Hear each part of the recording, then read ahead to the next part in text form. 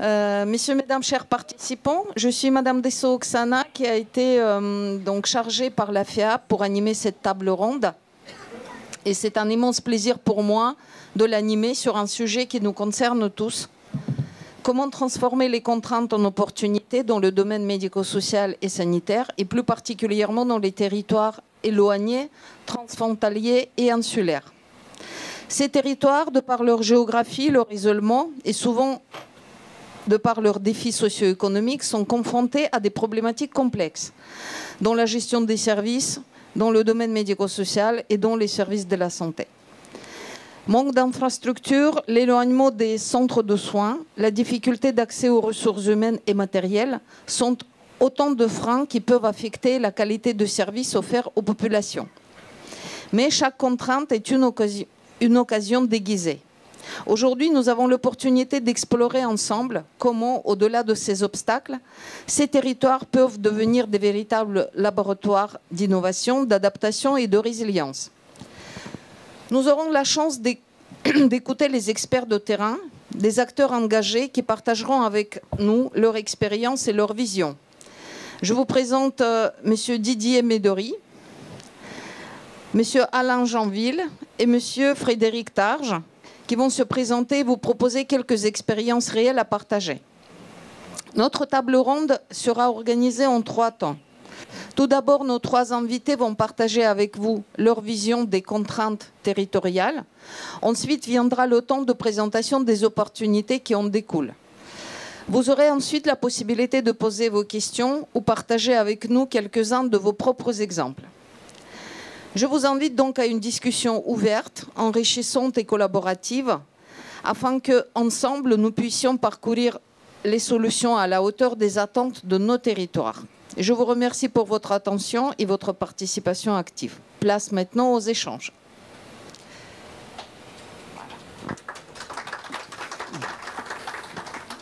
Merci Madame l'animatrice. Donc, le temps des présentations. Donc, Alain Janville, administrateur à l'EHPAD Georges Vaton, situé à Terre-Village, à Chelcher, pour ceux qui connaissent la Martinique.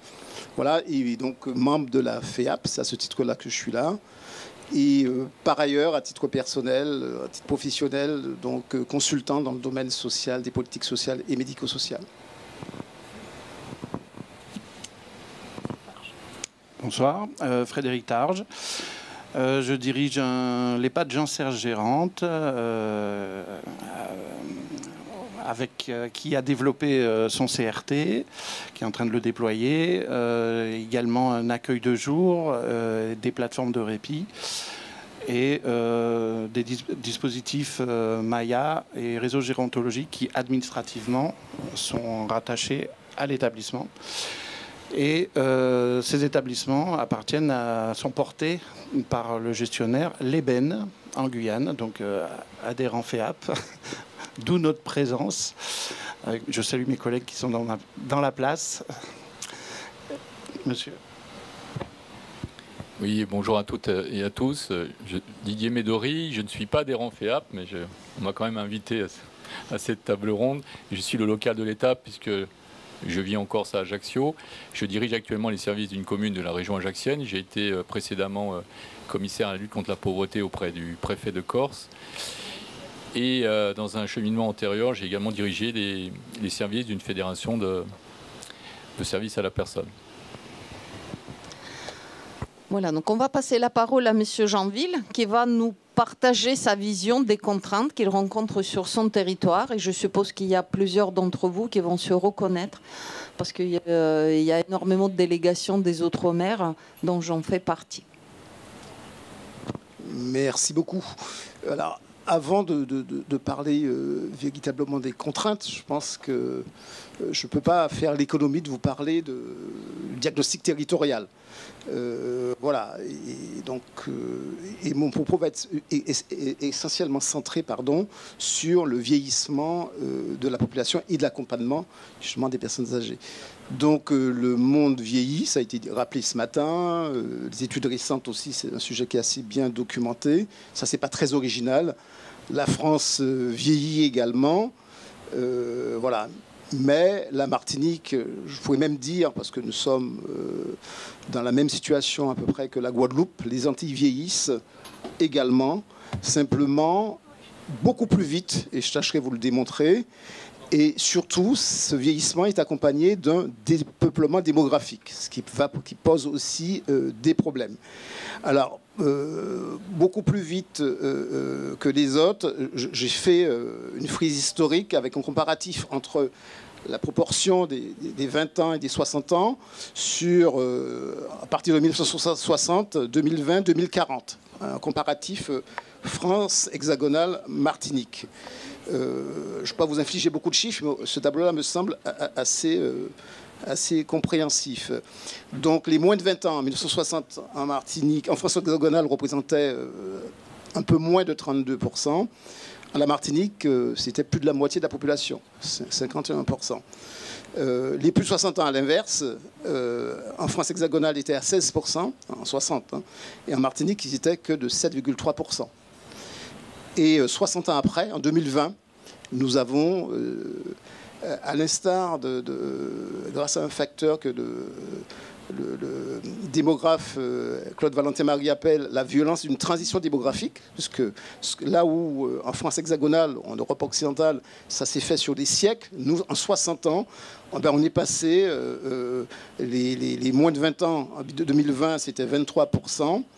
En France hexagonale, en Martinique, c'était 23,8%, donc nous sommes quasiment au même taux. Et les plus de 60 ans, donc le pendant, en France hexagonale, 26,9%, pratiquement 27%, et en Martinique, 27%. Alors, donc voilà, vous avez vu comment ça a progressé. Et en 2040, autant dire demain, les moins de 20 ans vont représenter en France hexagonale 22,2% et en Martinique 20%. Et les plus de 60 ans, à l'inverse, vont représenter en Martinique 39,7%, autant dire 40%, et la France hexagonale 31,7%. Donc vous avez vu sur ce raccourci qui fait qu'aujourd'hui, nous sommes dans un processus de vieillissement accéléré et de développement qui génère forcément des conséquences. Je reviendrai tout à l'heure sur les causes. Donc, alors, il y a plusieurs facteurs qui expliquent ça, je reviendrai dessus. Donc, ce qu'il faut retenir à ce niveau-là, c'est que l'indice de vieillesse va passer de 56% en 99 à 48% en 2030. Alors, les causes sont clairement identifiées. Bon, des causes communes à ce qu'on retrouve dans d'autres pays, c'est la baisse de la fécondité. Nous sommes à 1,8. Je regardais hier, en France hexagonale, on a à 1,6. À 1,8, on peut considérer que le renouvellement de la génération se fait encore. C'est 2,1. Et c'est l'augmentation de l'espérance de vie. C'est plutôt une bonne chose. Un trimestre gagné chaque année. Merci la Sécu, c'est une excellente bonne chose. Mais en revanche, deux facteurs sont moins réjouissants. C'est l'augmentation des décès qui joue sur le solde naturel. Et c'est surtout, et là je crois que peut-être qu'il y a d'autres exemples, en tout cas pour la Guadeloupe et la Martinique, un des facteurs essentiels, et c'est la double peine, on en parlait ce matin, c'est l'immigration. On perd à peu près 3500 jeunes chaque année qui vont en France hexagonale pour des études et une fois partis ou pour de la recherche d'emploi, une fois partis, ils reviennent quasiment plus. Il y a des dispositifs qui sont mis en place pour les inciter à revenir, mais c'est une vraie saignée. Voilà. Donc, alors les causes, je l'ai dit. Alors les conséquences, on peut appeler ça des contraintes. Bien sûr, ce vieillissement rapide aura et a déjà des conséquences au plan sociétal. Je n'ai pas le temps de développer, mais je peux revenir dessus, parce qu'il est évident qu'une société très jeune, à prédominance jeune en 1960, qui en 2030-40 va basculer par les plus de 60 ans, va être supérieur aux plus de 20 ans, ça ne peut pas ne pas générer des problèmes en termes de mutation sociale, voire sociétale. Évidemment, la conséquence aussi très très forte, c'est la très forte augmentation des personnes en situation de dépendance. Ils sont déjà nombreux, mais ça va s'accélérer. Et il faut savoir aussi que, compte tenu de la prévalence de cette maladie chronique chez nous, ça a été rappelé, l'âge d'entrée en dépendance chez nous se fait plus tôt que par rapport à la métropole. Il y a 4 ans à peu près d'écart. Donc c'est un vrai sujet, et la prévention est un sujet. Il y a des impacts sur le plan économique et financier, qui dit vieillissement, qui dit perte de la population, dit diminution de la population active, donc des métiers en tension. Et ça devient aussi un enjeu de solidarité nationale et locale, parce que l'état de l'offre est en inadéquation par rapport à la demande. Voilà ce que je peux dire, mais, et je conclurai cette première partie par cela, pour autant, les acteurs de terrain agissent, innovent, et ça peut être également une opportunité. Mais j'aurai l'occasion de revenir dessus. Donc, on va passer la parole à M. Tarche, qui va présenter les constats qu'il peut vous partager en matière de prise en charge d'évolution démographique dans son territoire, qui est, je rappelle, la Guyane. Merci.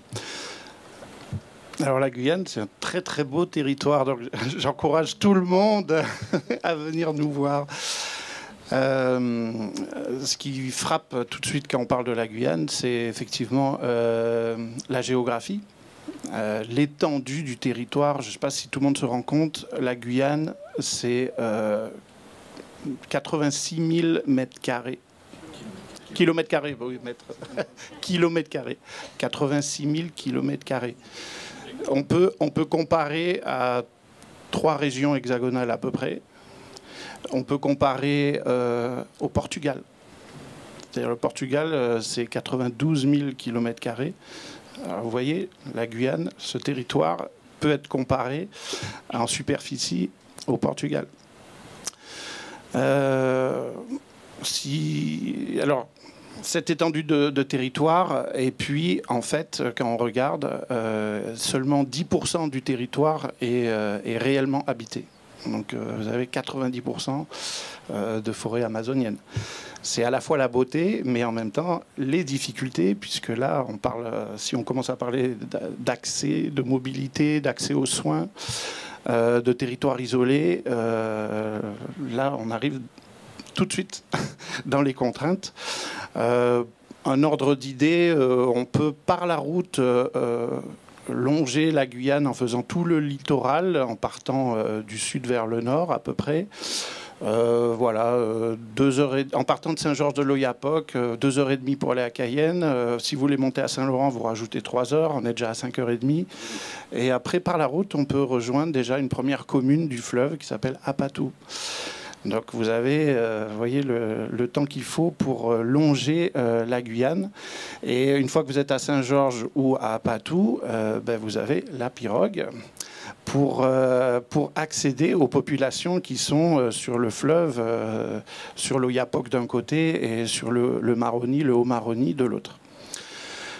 Donc un très vaste territoire, très beau, mais en même temps, en termes de démographie, pas beaucoup de population. La Guyane, dernièrement, officiellement, mes collègues comprendront pourquoi je dis ça, officiellement, la Guyane, on est sur 340 000 personnes. 340 000. Alors quand on compare, j'ai regardé un peu les villes qui sont comparables. Vous avez Nice, par exemple. Nice, il me semble, c'est 350 000 personnes. Donc vous voyez un territoire grand comme le Portugal, avec une population qui s'approche, qui s'apparente à la ville de Nice. Tout de suite, vous comprenez les difficultés, les contraintes, comment on peut proposer la même chose à tout le monde sur ce vaste territoire. Quand on parle démographie, la Guyane, c'est surtout une population très jeune.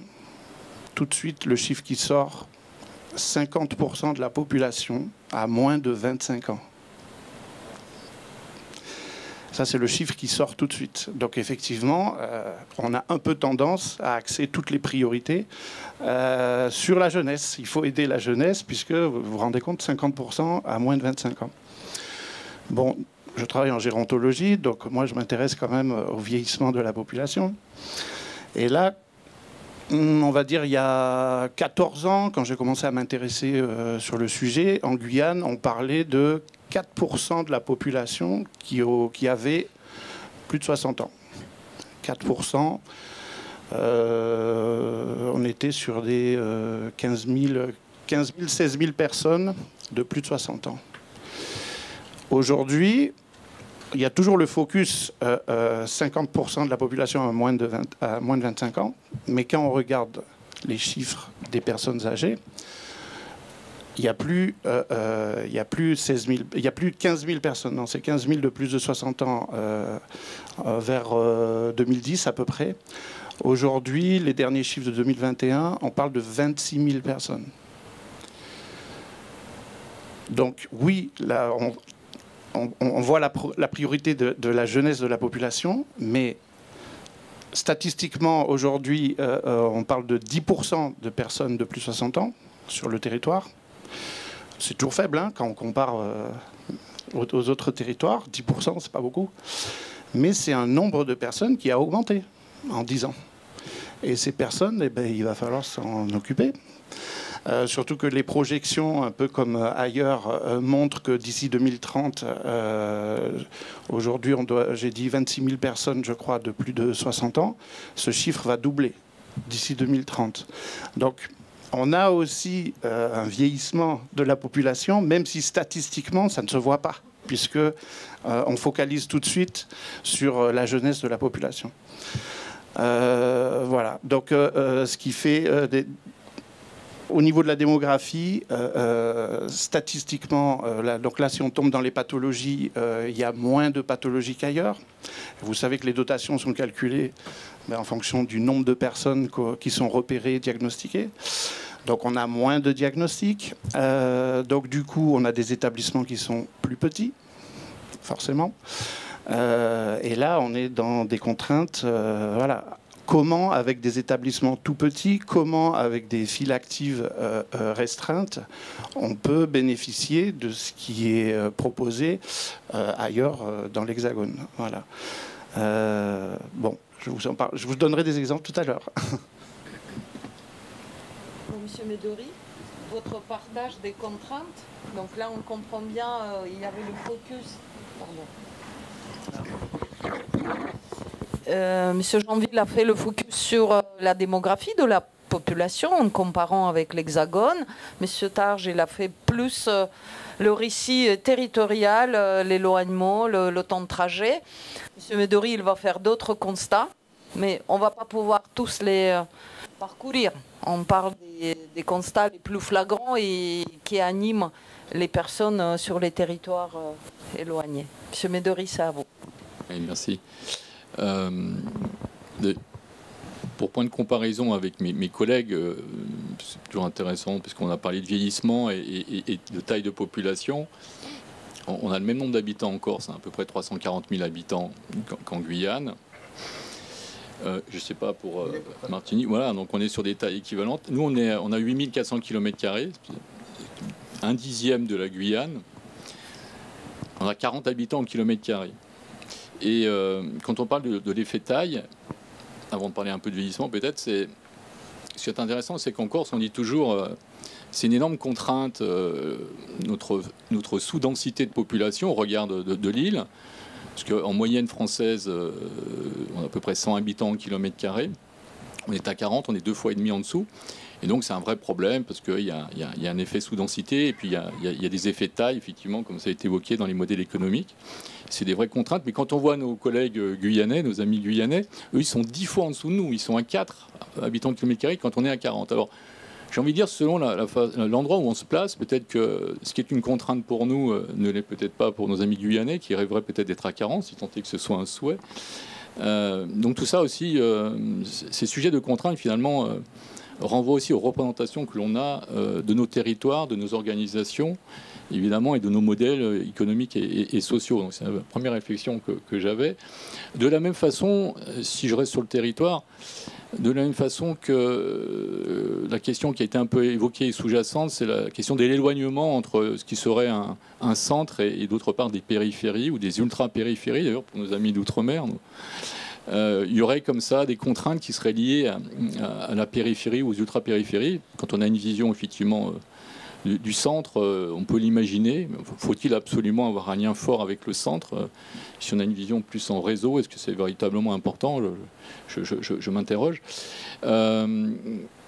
Et de la même façon, quand on regarde les histoires de démographie et de densité, on a l'impression qu'en France, en fait, tous les territoires sont sous contrainte. Finalement, on n'a pas évoqué le climat, qui est une contrainte, la topographie, qui est une contrainte. On vient d'évoquer la notion de périphérie, d'ultra-périphérie, mais on a également la notion d'insularité. On est nombreux à la connaître, qui serait soi-disant une contrainte. On n'a pas parlé de la faiblesse de densité, on n'a pas parlé de la ruralité, on n'a pas parlé de la montagne. Mais à contrario aussi, d'autres pourraient nous dire, notamment des collègues qui sont dans des territoires très différents de ceux que nous connaissons autour de la table, pour dire il y a des contraintes de trop forte densité dans certaines villes, métropoles aujourd'hui en France. Il y a aussi des problématiques de centralité. Finalement, être une ville-centre ou un territoire central, ça entraîne aussi des contraintes. Je ne parle pas des banlieues, je ne parle pas du périurbain. Donc finalement, quand on se regarde, on a l'impression qu'on est tous sous contrainte et qu'on a tous une difficulté. Bon. J'ai envie de dire que, d'où l'intérêt de passer des contraintes aux opportunités dans le second temps, j'ai envie de dire qu'effectivement, tout ça est très relatif. En fait, il y a des caractéristiques, parfois qui sont des faits, comme l'insularité. Et ces caractéristiques peuvent être analysées comme des externalités négatives ou positives, selon la façon dont on se positionne. Parce que quand on est une île, notamment de Méditerranée, comme chez nous, ou dans l'océan Indien, ou dans les Antilles, certes, on est éloigné de Paris, certes, on est peut-être sous-dense en population, mais on a aussi un climat extraordinaire, on attire du monde, et donc le modèle économique, en fait, il est tout simplement, et le modèle global, il est tout simplement différent. Et en ce qui me concerne, je ne suis pas certain que ce soit une contrainte, au sens où on l'entend notamment dans la théorie des organisations, puisque le sujet nous renvoie aussi au-delà des territoires à la question des organisations humaines ou des organisations d'entreprise ou des modèles d'organisation qui sont les nôtres dans des établissements publics ou privés solidaires. Voilà, en quelques mots, moi, c'est quelques éléments que j'ai comme ça en tête. Je serai donc du coup très, très rapide parce que je pense que le sujet nous amène effectivement au second temps qui est du passage de la contrainte à l'opportunité, et surtout de comment transformer, ce qui m'a beaucoup plu dans le sujet, comment transformer effectivement ces contraintes en opportunités. Donc je crois que je ne vais pas déborder sur la seconde partie. Est-ce que quelqu'un qui veut réagir rapidement, rajouter quelque chose, donner quelques exemples de leur territoire d'implantation?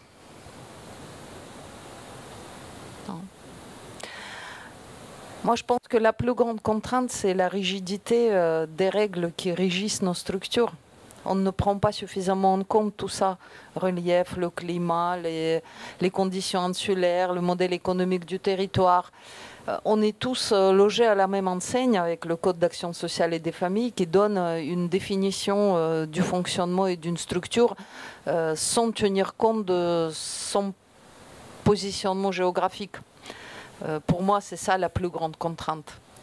On doit s'adapter, mais en même temps, c'est une opportunité parce qu'on recherche les solutions avec les acteurs sur le territoire, si on les trouve. Et si on les trouve, il faut les mettre en place, il faut les développer. Bon, bah, s'il n'y a pas d'autres réactions, je vous propose de commencer par des exemples de transformation de l'innovation.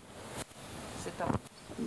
Merci. Je reviendrai dans le débat sur contraintes, pas contraintes, en fonction du vécu des territoires. Alors, avant de penser aux opportunités, je me suis posé, avant de venir ici, quelques questions pour éclairer justement ce qu'on appelle les opportunités. Alors, pour ce qui concerne le territoire de la Martinique, je peux rajouter aussi de la Guadeloupe, nous préparer, je le disais, à muter vers une société où l'équilibre jeune est né, présentera une telle configuration. Je pose la question, mais j'ai la réponse. C'est non. Et c'est dans 6 ans pour nous. C'est pas dans 10 ans, c'est dans 6 ans. 2030, c'est dans 6 ans.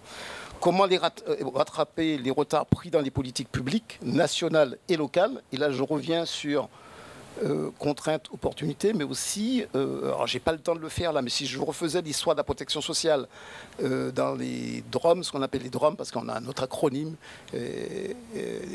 département et région d'outre-mer, on verra qu'aujourd'hui, la situation qui est faite à nos aînés n'est pas du tout identique et pas du tout donc équitable par rapport au reste du territoire, mais du fait de la résultante d'un processus historique, sociologique qui a pris du temps. Pour vous le faire simple, le schéma 1946, sortie de la colonie, il y a une loi votée de départementation qui prévoit l'égalité. Et cette histoire a été longue et pas encore parachevée. Ça a pour conséquence de faire en sorte que chez nous, puisqu'on parle des aînés, la moyenne des retraites est autour de 900 €. Et vous savez le tarif pour entrer dans un EHPAD. Voilà, ça veut dire que nous avons à peu près aujourd'hui 12 000 personnes en situation de dépendance, dont 9 000 en situation de dépendance sévère. Et nous disposons aujourd'hui en institution que de 1 600 places, avec 30 structures. Et ça, c'est un produit et qui fait qu'on le vit au quotidien. On a tous des listes d'attente dans nos EHPAD. Et aujourd'hui, on discrimine en fonction des ressources de la famille. Donc ça ne me paraît pas une opportunité. Pour moi, c'est une résultante et ça demande des correctifs. Alors, comment accompagner aussi économiquement les secteurs impactés? Quelle offre de services à destination des 26 000 personnes dépendantes à l'horizon 2030? Écoutez bien le chiffre, hein, je vous ai 12 000, 25 000, dont 5 880 en dépendance sévère. Pour autant, et je fais la jonction avec votre question, je considère que le grand âge n'est pas un fléau, mais une réalité qui convient d'aborder avec lucidité, une réalité pour le transformer en opportunité. Alors, les opportunités, je prendrai des exemples de ce qui existe déjà et de ce qui pourrait exister. Donc, ce qui existe déjà au niveau de l'offre, faute d'appui, faute de moyens, il s'est développé. Alors d'abord, ça a été un petit peu sauvage. C'est vrai pour aussi la petite enfance, des systèmes d'accueil familial. Alors c'est très présent en Guadeloupe d'ailleurs, un peu présent chez nous. Donc c'est une modalité, c'est une façon de sortir de cette dichotomie EHPAD, domicile historique. Et ça pourrait être, non pas un modèle, mais en le revoyant dans ces modalités, un modèle par rapport au plan de rattrapage. Un rapport du Sénat vient de sortir d'ailleurs sur la situation des EHPAD. Il y a 2 pages sur la situation des Antilles et d'ailleurs il parle de plan de rattrapage. Quand j'ai lu le projet de loi de financement, on l'a évoqué ce matin, il n'est prévu 0 € pour aucune place d'EHPAD parce qu'on est dans le virage domiciliaire. Sauf que chez nous, il n'y a pas de virage domiciliaire à prendre. Nous sommes dans le domicile. D'aucuns diront que oui, c'est culturel, c'est sociologique. Sauf que quand vous regardez la famille martiniquaise dans les années 60, ça n'a plus rien à voir avec la famille martiniquaise d'aujourd'hui. Les enfants ne sont pas là, sont partis, je vous l'ai dit. Donc il y a 30% de personnes âgées dépendantes en situation de dépendance sévère qui sont à leur domicile, seules, et dans des logements qui ne sont pas adaptés. Donc voilà, donc, ce qui a été aussi développé, c'est une formule qui existe, qui est portée par les ailes des anges, c'est des formules de colocation, c'est d'habitat inclusif, là, au centre-bourg, pas éloigné, on peut écouter le son de l'église. Voilà. De toute façon, de façon réaliste, on est condamné à innover quand il n'y a pas de moyens. Compte tenu du coût d'un EHPAD, la création d'un EHPAD, je n'ai pas le temps là de vous dire la différence qu'il y a dans les taux d'équipement, mais c'est moitié moins. Que ce soit d'ailleurs sur les établissements qu'au domicile, c'est à peu près 60 millions pour un EHPAD de 80 lits, et c'est 10 ans entre le moment où la décision est prise et ça sort de terre. Donc on n'y arrivera pas. Donc on n'a pas de choix que de trouver, que d'innover, mais l'innovation rencontre très très vite ses limites, et les acteurs s'essoufflent et des aidants avec.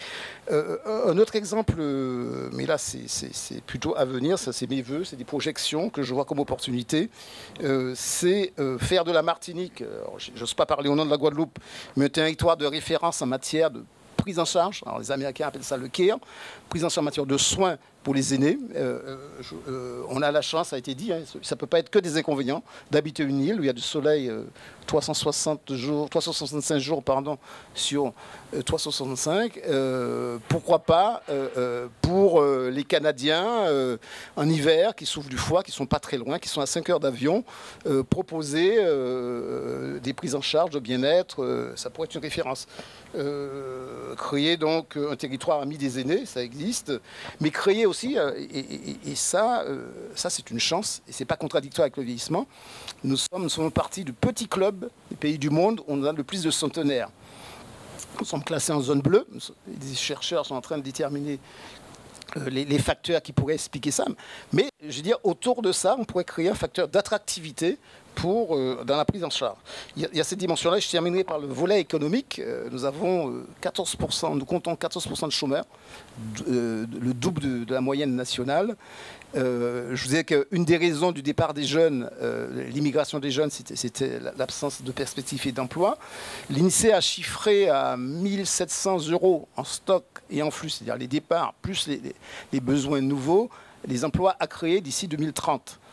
À Caen, NGPEC, à l'échelle du territoire, et qui, quelqu'un a dit précédemment, dès 14 ans, mais peut-être, dans les écoles, pour sensibiliser nos jeunes sur les perspectives qu'offre ce secteur d'emploi.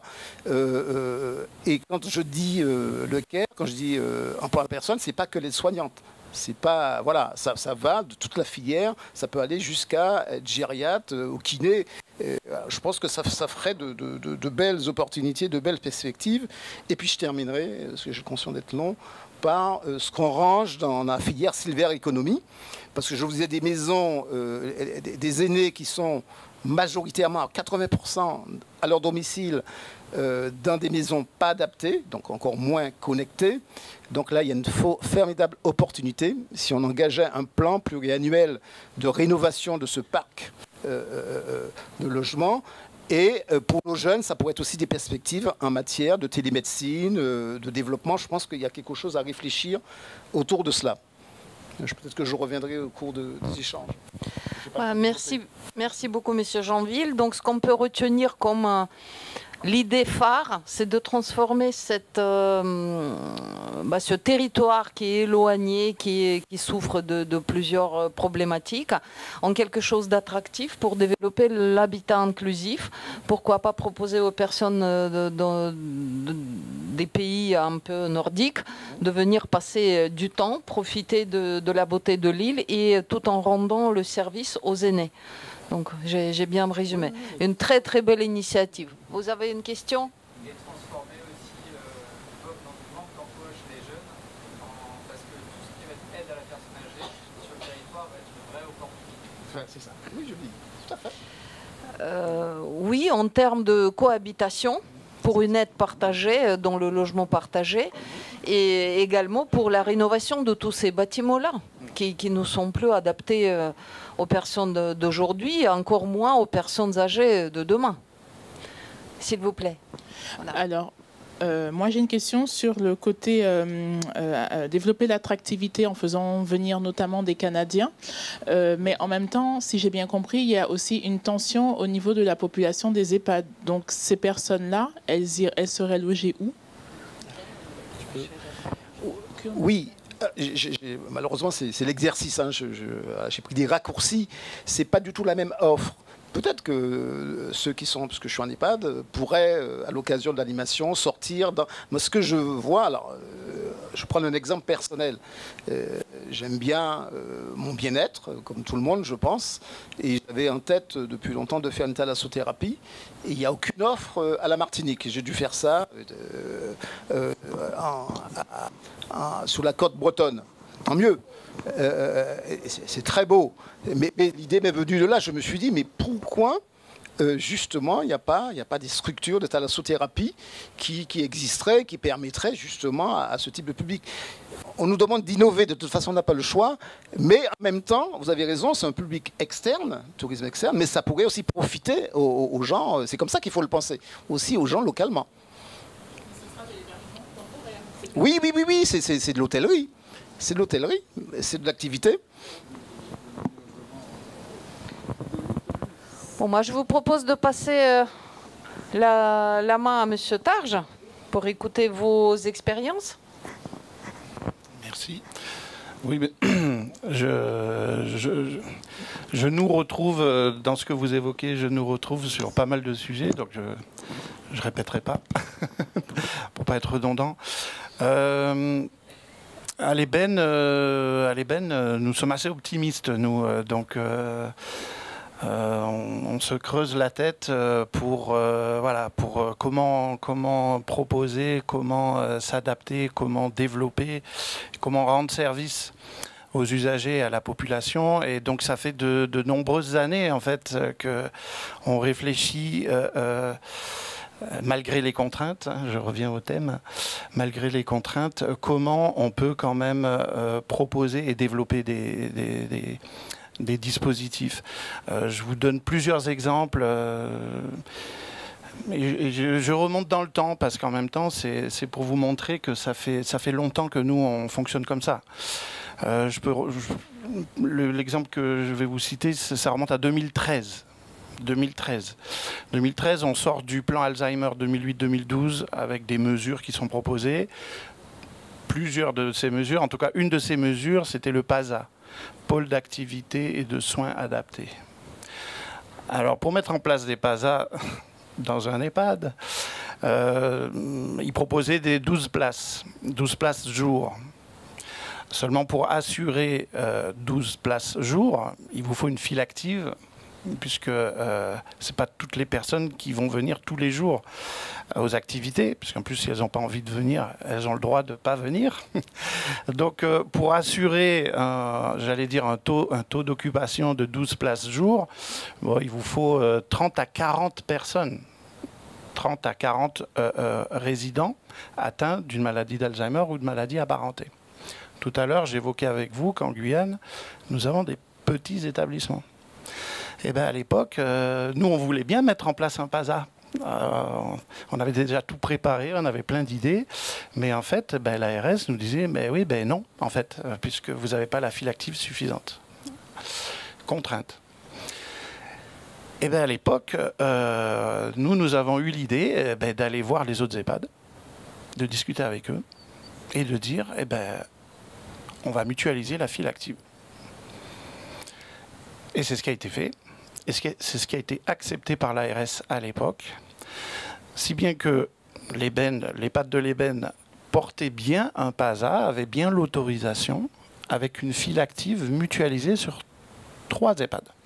Et on était bien dans une quarantaine de résidents pouvant bénéficier de ce dispositif. Alors bon, on s'était engagé à organiser les transports, mais on a pu ouvrir un PASA en 2013 avec une file active mutualisée. L'ARS de l'époque a dû poser la question au national, puisque c'est des choses qui ne se faisaient pas. Innovation. Donc voilà, contrainte, nous absolument on voulait développer. Et on a eu cette idée-là, on a eu aussi des établissements qui ont joué le jeu, donc déjà un début de collaboration, décloisonnement, avec d'autres aventures par la suite, mais ça a été peut-être le début d'une collaboration différente finalement. Ça a été l'opportunité de travailler autrement avec les autres EHPAD. Peut-être qu'avant on n'avait pas trop de relations, mais là ça a été le début d'un fonctionnement différent. Un autre exemple, on va dire, je remonte à 2015. L'Ébène porte toujours, d'ailleurs, deux dispositifs Maya et un réseau de santé, réseau gérontologique. À l'époque, en 2015, l'Ébène avait une Maya et comme toutes les Mayas, ont collaboré avec les autres réseaux de santé présents sur le territoire. Il y avait un réseau de santé, un réseau gérontologique. Donc,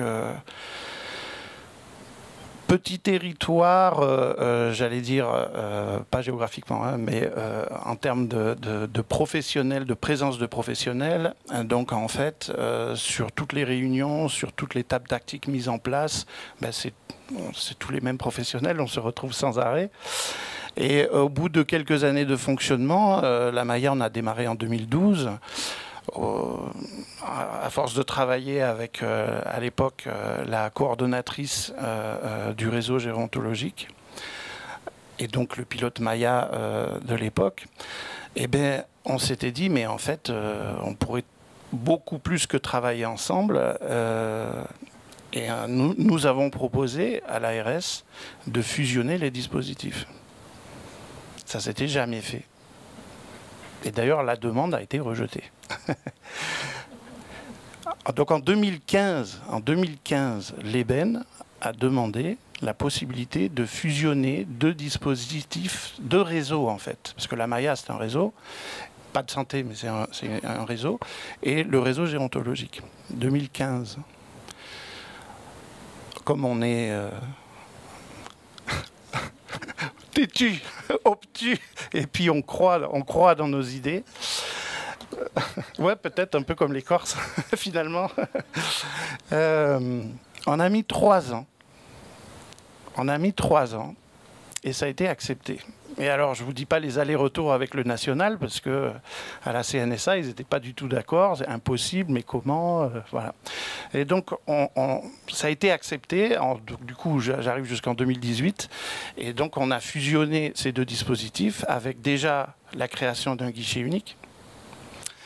Entre-temps, on avait une deuxième Maya. Donc, du coup, l'EBEN a fusionné 2 Mayas et un réseau gérontologique avec la mise en place d'un guichet unique en 2018.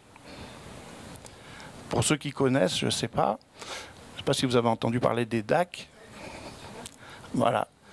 Ça dépend des territoires. Ça dépend des territoires, c'est vrai. Mais depuis quoi 4 ans, 2020. Voilà, depuis 2020, alors que nous, on nous avait refusé pendant plusieurs années cette possibilité-là.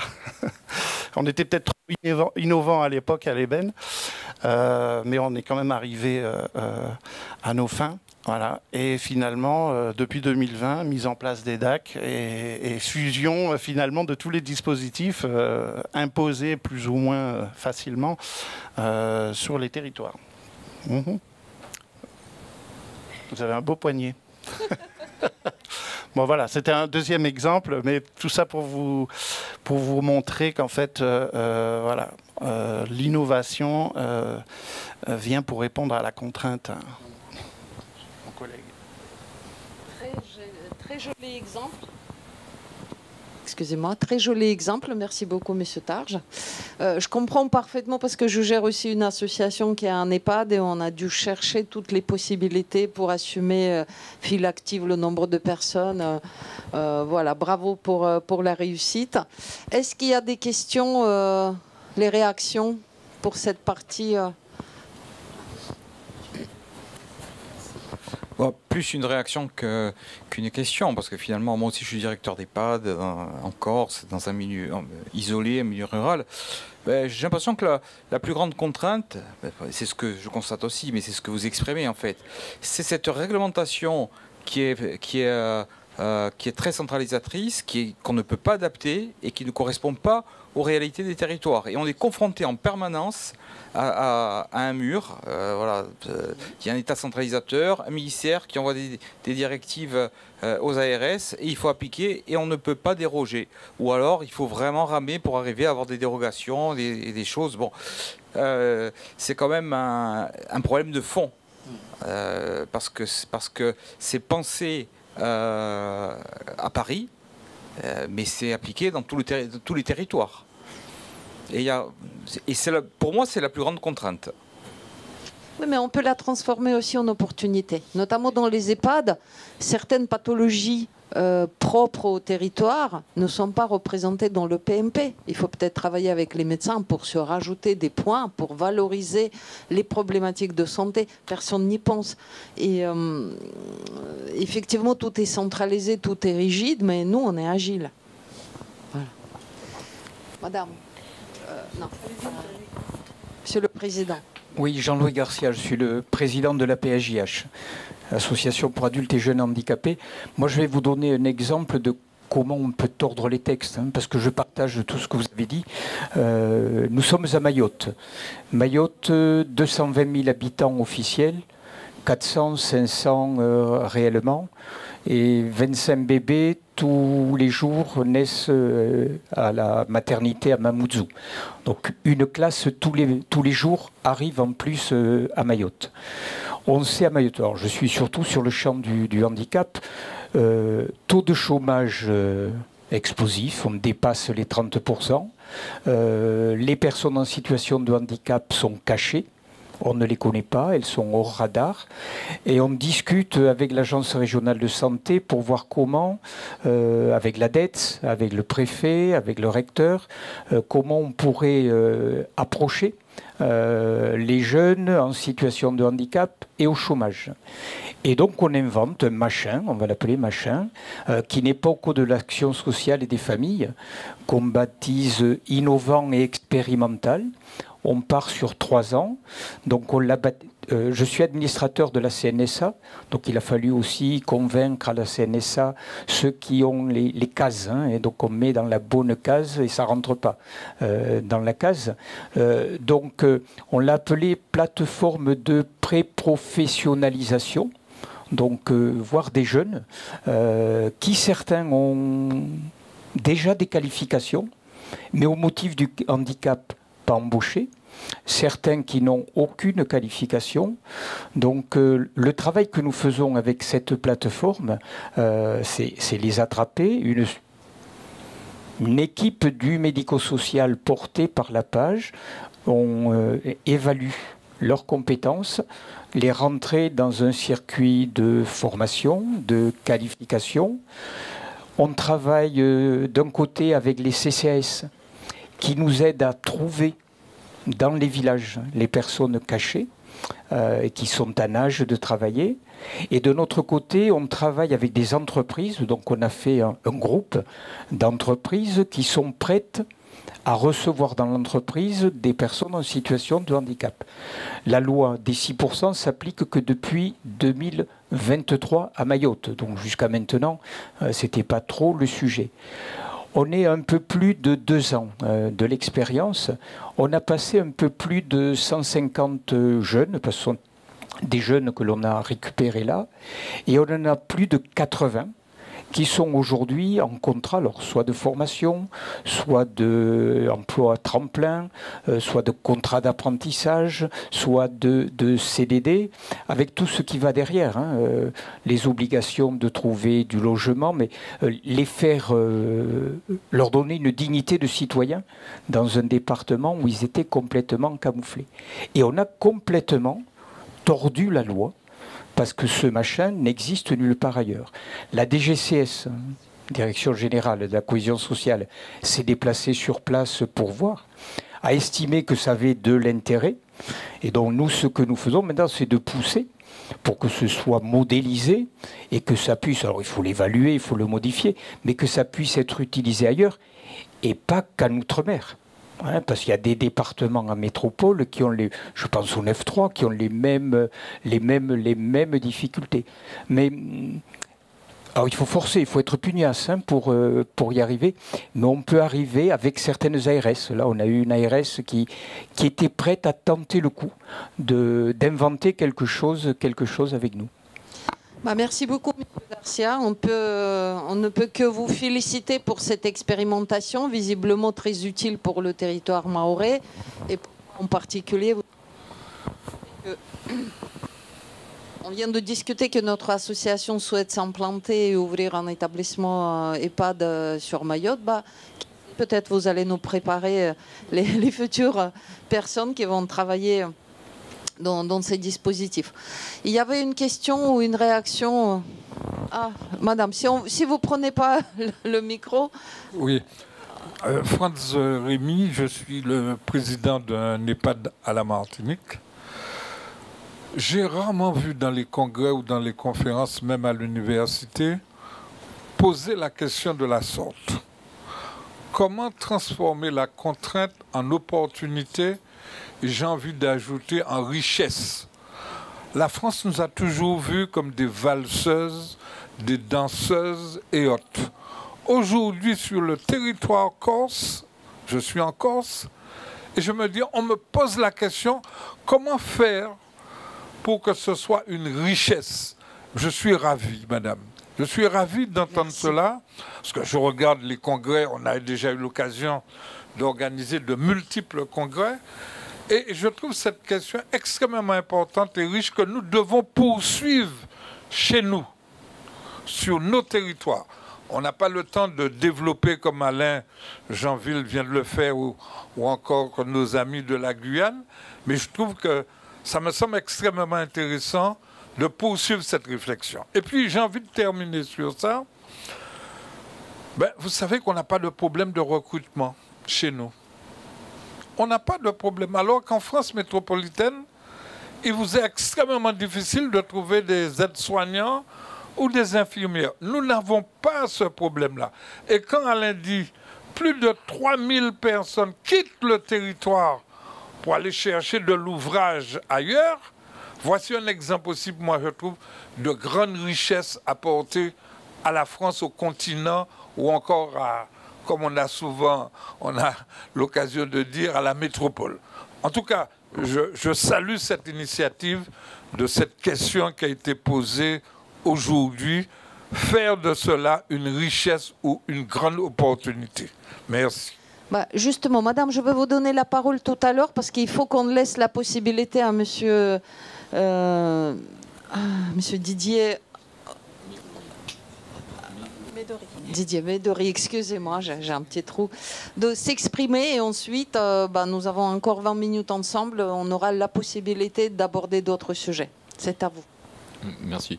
Non, mais je vais faire court et peut-être aussi une réaction a été dit par les collègues et dans la salle, puis je me permets d'être un peu provocateur pour dire que je suis pas tout à fait sur cette longueur d'onde quand on parle de la contrainte de la norme. Et je vais vous donner des exemples, mais je l'ai vécu parce que j'ai travaillé 5 ans pour l'État, il y a très peu. J'ai découvert, je connaissais l'État il y a très longtemps, j'y suis retourné. Alors je partage globalement l'idée que c'est trop centralisateur, que les normes sont rigides, etc. Il n'y a pas de souci d'ambiguïté là-dessus.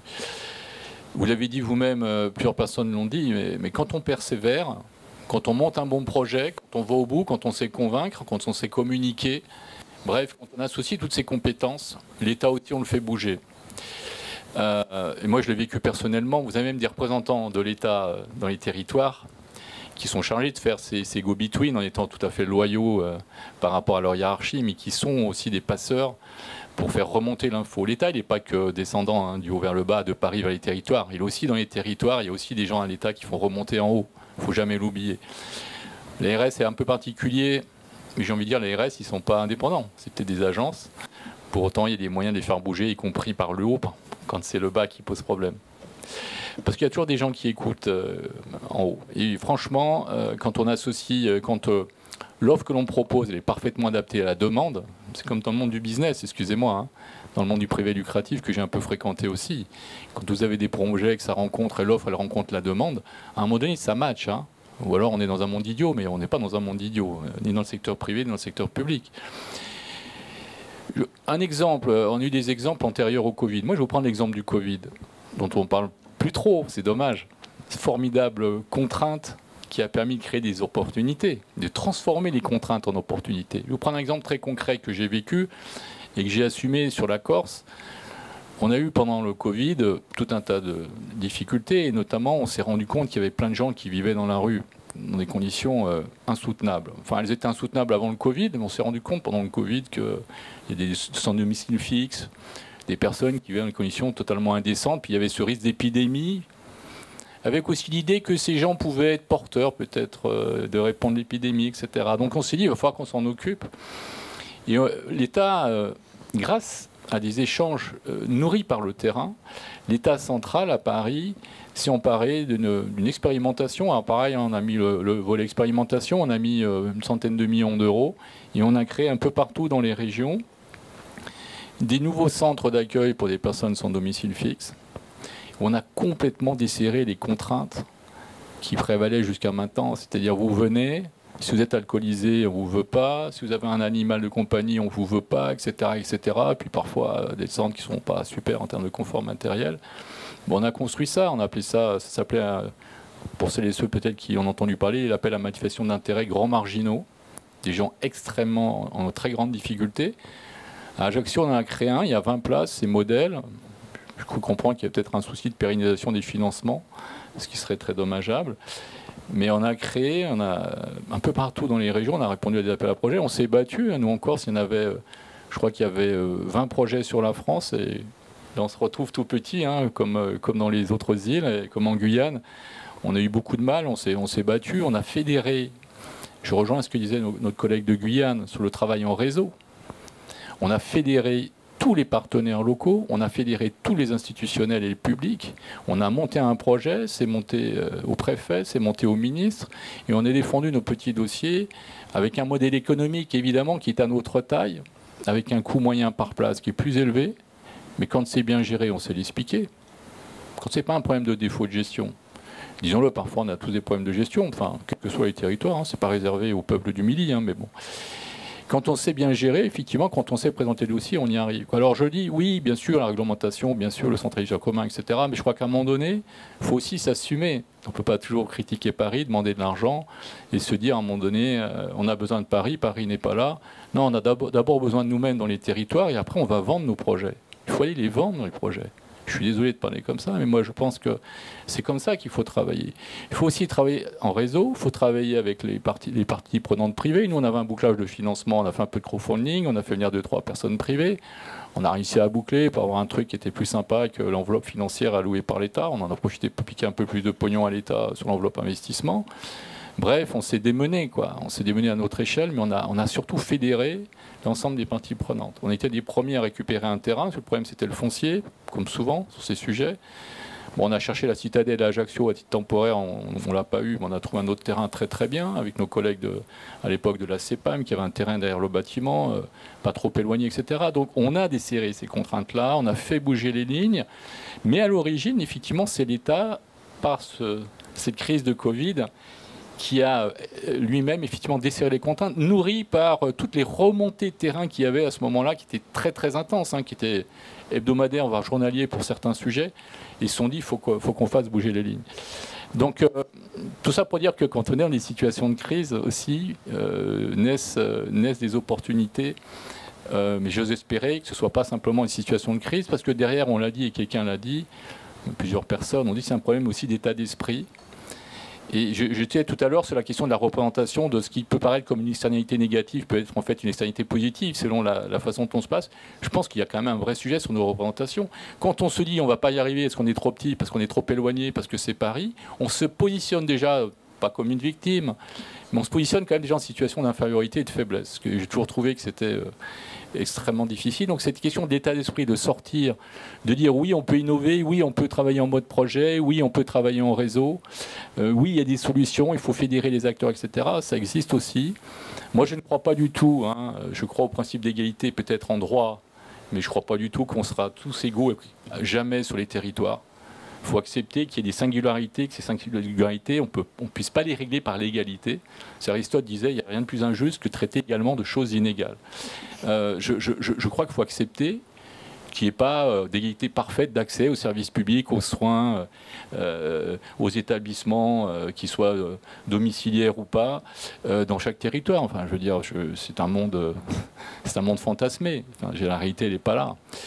Donc nos singularités que nous revendiquons notamment dans nos territoires périphériques, insulaires ou autres, il faut aussi accepter que parfois il y a des différences avec le 9-3, effectivement. Le 9-3, ils ont moins de soleil, ils ont plus d'emmerdes, c'est plus pollué, c'est plus bruyant aussi.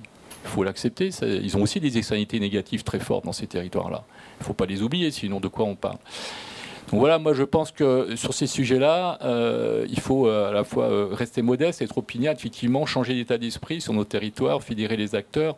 C'est ça qui fait gagner un territoire. Puis si on veut faire du développement endogène et qu'on ne veut pas toujours être à la ramasse de Paris, qui de toute façon n'a plus de pognon, et pendant des longues années, parce que là c'est les vaches maigres qui...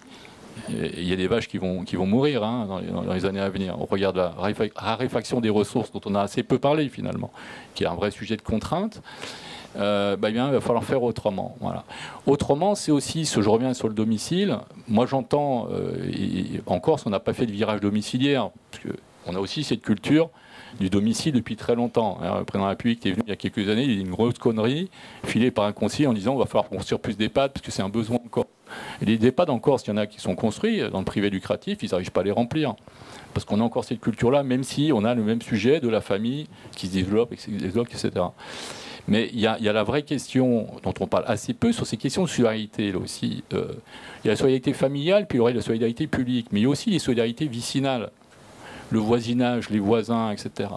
C'est une opportunité extraordinaire de créer des lieux d'accueil pour des personnes handicapées, pour des personnes âgées, bref, pour les personnes vulnérables. On en parle assez peu. Assez peu. On a le sujet du digital aussi. Le digital, c'est pas simplement pour innover sur les réseaux sociaux, où la plupart du temps, c'est assez peu intéressant. Il y a des vraies façons de créer des communautés locales, des boucles locales par le mode du digital et pour aider. Je veux dire, hein, donc il faut marcher sur ces deux jambes-là. On parle peu de la question du numérique, mais le figital, donc le digital et le présentiel, le physique et le digital, ce qu'on appelle le figital aujourd'hui, cet équilibre-là, c'est une opportunité extraordinaire de continuer à créer des liens physiques et de les renforcer effectivement par le numérique. Donc voilà, je crois qu'il y a plein de sujets, on a des outils. Il faut tout ça, pour moi, mettre au cœur ce qui est le fondamentaux de l'humain, c'est-à-dire avoir envie de vouloir aller vers l'autre, tendre la main. Tu parlais tout à l'heure, cher collègue, de la Société du Caire. La silver economy vers laquelle on tend dans la plupart de nos régions va nécessairement nous conduire, nous contraindre à aller sur cette Société du Caire dont on parle, en tout cas dans nos vieux pays vieillissants. Et en Corse, on a cette problématique-là. Hein. D'ailleurs, je crois un colloque quelques jours sur la question de la silver economy, dont on parle depuis pas mal d'années. On a un vrai sujet autour de ça. Si on voit le vieillissement non pas comme une contrainte, mais comme une nouvelle façon de vivre, les Chinois, dans 50 ans, ils vont tous être très vieux aussi. Hein. Ils sont plus d'1 milliard. Ils commencent à se poser des questions et eux, ils ont anticipé. Ce que je note aussi dans nos différentes observations, y compris dans la mienne, c'est qu'il y a très peu de problématiques d'anticipation. Comment on anticipe une contrainte pour qu'à la limite, elle ne se pose pas? Alors, je sors du sujet. Mais quand même, quand on dit il n'y en a pas assez d'EHPAD dans nos territoires, ouais, mais les gars, qu'est-ce qu'on a anticipé? Où sont les politiques? C'est quoi la vision, le projet à 30 ans, etc. Pourtant, il y en a plein de documentations qui existent, de cadres légaux, réglementaires qui nous disent faut prévoir, faut prévoir. On en a plein de plans. Bon, en réalité, on n'en fait pas grand-chose. On fait du papier. Maintenant, on le fait en numérique, ça coûte moins cher. Mais bon. Donc voilà, on a tous ces sujets, je crois, qui se posent aussi et qui montrent bien à quel point on doit transformer, à défaut des contraintes en opportunités, transformer fondamentalement nos façons de faire et d'agir. Merci beaucoup. Je tiens quand même à vous donner la parole, madame, depuis tout à l'heure. S'il vous plaît, si vous pouvez passer le micro.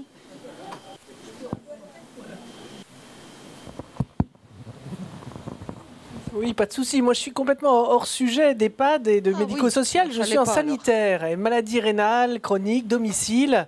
Et en vous entendant, je me pose la question en fait de ce qu'on a nous sur nos territoires aussi en métropole, avec quand même quelque chose qui change avec cette efflorescence de nouvelles organisations, les fameux CPTS, communautés professionnelles territoriales de santé, qui viennent remanier les territoires et faire finalement fédérer des ressources qui étaient des ressources libérales, qui font travailler les gens en pluriprofessionnels, les libéraux, et ça j'insiste, moi je suis sur plusieurs CPTS en étant salarié de ma structure, hein, mais je regarde ce qui se passe avec attention, je me rends compte qu'on est vraiment aussi à la frontière et ils sont incités à partir sur la base d'une analyse territoriale à travailler des vrais projets médicaux et des projets médico-sociaux. Ils sont appelés à travailler là-dessus. C'est un maillage hexagonal. Ma question, c'est est-ce que ça vient jusque chez vous? Mais je trouve quand même que ces approches-là, elles signent quand même un souhait des politiques publiques de changer la donne. Et nous, ça change énormément la donne. Et je pense que nos établissements, en fait, FEHAP, ils ont vraiment à s'interroger sur comment on est capable de s'adapter à cette nouvelle donne, particulièrement bien décrite là, dans le nouveau propos, avec l'arrivée du numérique, l'arrivée des communautés, l'arrivée de plein de choses. Et moi, je me dis effectivement, on a nos structures. Et moi, la mienne qui fait de la dialyse, elle commence à souffrir des baisses tarifaires et de plein de choses là, de l'impact de la prévention. Moi, je suis médecin, j'ai voulu jouer la carte de la prévention. Eh bien, ça marche, la prévention en maladie rénale, mais ça baisse le chiffre d'affaires de façon énorme. Donc, vous prenez moins 5% une année, moins 5% une autre année, les tarifs ils baissent aussi. Vous faites comment pour gérer, sachant que la prévention n'est pas financée? C'est un autre sujet, mais pour vous dire qu'il faut qu'on soit force de proposition pour penser le système, pour demain. Moi, je refuse d'abandonner. J'ai pris cette option de dire on va travailler avec le territoire, mais je me rends compte que j'arrive pas à récupérer des financements ou pas complètement. Et effectivement, c'est comment finalement nous, FEAP, avec des retours d'expérience qui sont les vôtres sur des territoires avec des caractéristiques marquées, on pourrait arriver à modéliser un peu tout ce qu'on est capable de faire en interaction les uns les autres. C'était le propos de ce matin du géographe et de l'économiste. Mais je pense qu'on a vraiment un chantier et profiter de notre agilité pour travailler ça. Hein. Alors c'est du yaka, mais je crois que nos pouvoirs publics, ils peuvent être à l'écoute. Hein. Moi, je peux répondre uniquement pour le territoire réunionnais qui a été découpé en CPTS. Et ce découpage a servi de la carte pour ouvrir les 6 centres de ressources territoriaux. Le CPTS, c'est un vrai fédérateur des acteurs du terrain, les libéraux. Et ça nous permet, nous, au médico-social, de mieux matcher avec le territoire, avec tous les acteurs qui tournent autour de la personne âgée, que ce soit l'aide à domicile, que ce soit une infirmière ou d'autres acteurs. Donc c'est vraiment une très très bonne chose, mais parce que c'est bien animé au niveau de la Réunion. Je ne peux pas parler pour d'autres territoires. C'est tout nouveau, c'est bien animé. Et il y a sur 6, et il y a 4 qui fonctionnent très très bien. Il y a 2 qui sont un petit peu à la traîne, mais je pense que ça ne va pas trop durer.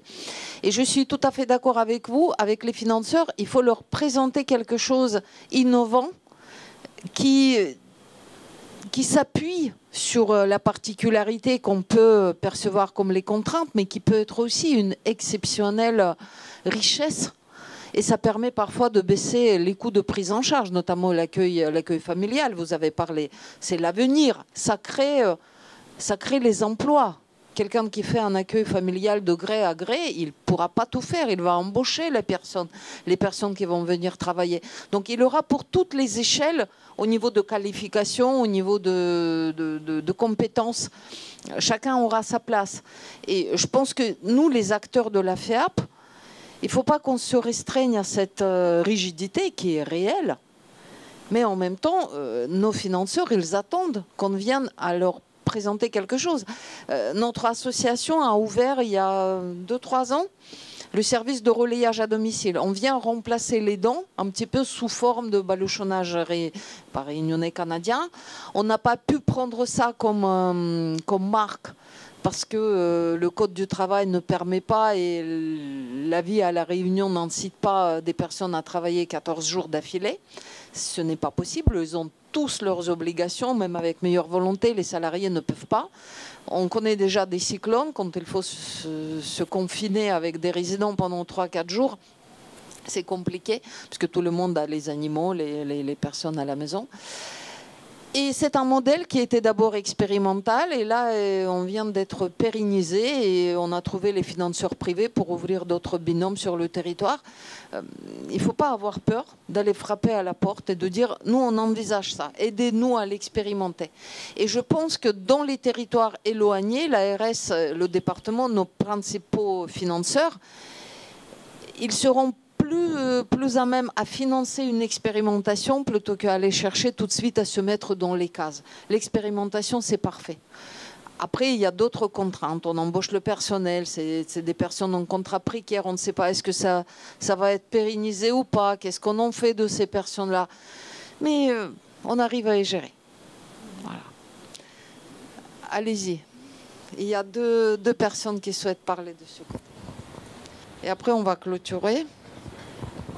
Oui, juste quelques remarques que je voulais faire par rapport aux 2 dernières interventions, celle de mon collègue Frédéric et du monsieur sur le côté. En fait, là, on se rend compte que finalement, la plus belle des opportunités, elle est dans la contrainte.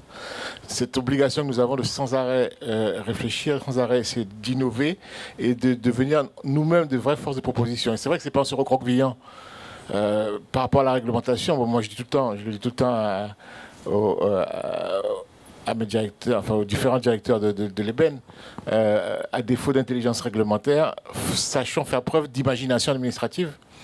Et vous venez de dire, madame, les ARS sont très contentes quand nous venons, en tout cas les ARS en milieu isolé, qui elles-mêmes subissent de fortes contraintes et qui ont des discussions difficiles avec la CNSA, etc., pour faire passer un certain nombre de réalités, sont très, très contentes lorsque nous venons leur apporter des solutions innovantes. Alors après, on a le problème de l'expérimentation et de la pérennisation derrière, quelquefois des labellisations qui ne sont pas prévues au code de l'action sociale et des familles. Donc, même la CNSA, des fois, est embarrassée pour pouvoir pérenniser certains dispositifs. Mais il n'empêche que la solution, elle est chez nous, finalement.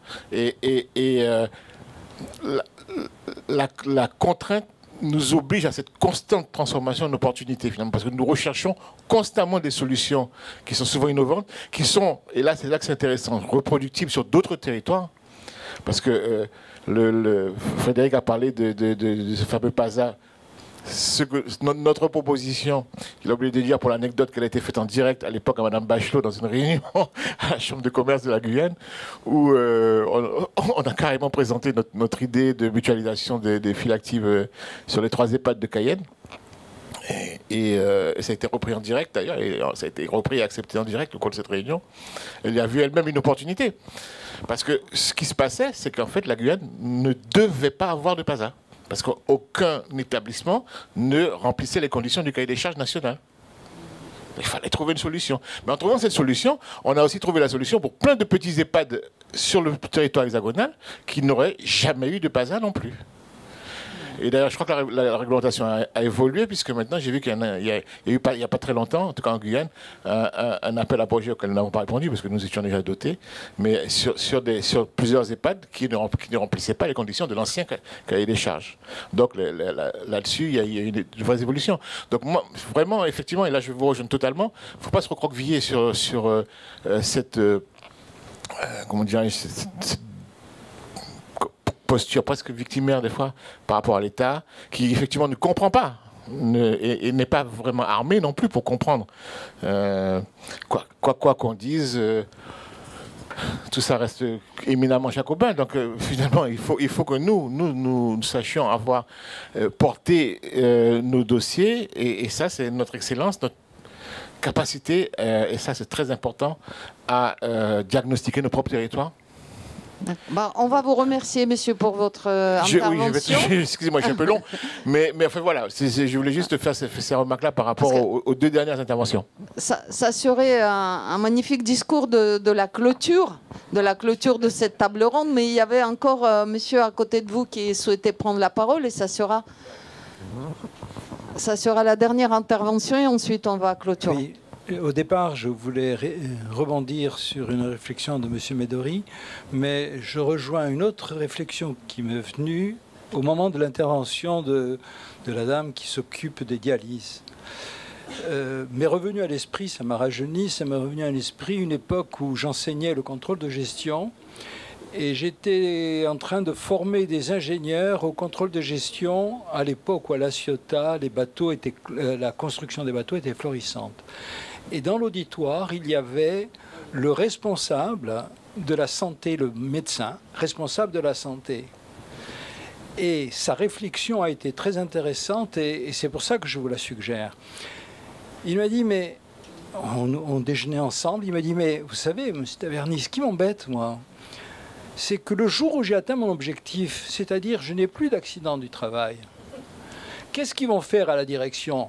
Ils vont dire, mais putain, il ne sert à rien. On va lui enlever le budget. La secrétaire, il n'en a plus besoin. Voilà. Et c'est vrai qu'effectivement, le problème qui se pose tout le temps, et la réflexion d'âme m'a fait penser, si on évite à quelqu'un d'être obligé de faire des dialyses, ça fait une économie pour l'État. Mais comment on la mesure? Comment on se fixe cet objectif? C'est très difficile. Et ça, c'est ma première réflexion. La deuxième, qui est liée d'ailleurs. Vous avez en plusieurs fois fait la comparaison EHPAD, soins à domicile. Mais est-ce qu'il y a eu vraiment un travail de chiffrage de combien coûte une personne selon le degré de dépendance lorsqu'elle est soignée à domicile ou au contraire elle est soignée en EHPAD? Là, il y a un gros travail, je pense, à faire aussi. Vous avez raison. Il n'y a personne qui a mesuré ça. Allez-y, madame, et après on clôture. Sur ces sujets, je pense qu'un aspect, ça serait de rémunérer correctement le soin à domicile bien fait, le maintien des personnes maladie rénale très très sévère, le stade 5 non dialysé, et s'assurer que la rémunération, je rappelle la dialyse 60 000 € l'année, mais si on paye correctement, je dirais 1 000 € l'année, un patient qui a 10% de fonction rénale, qui flirte avec la dialyse mais qui va très bien, et bien tout le monde s'occupera bien de ces patients-là, quoi.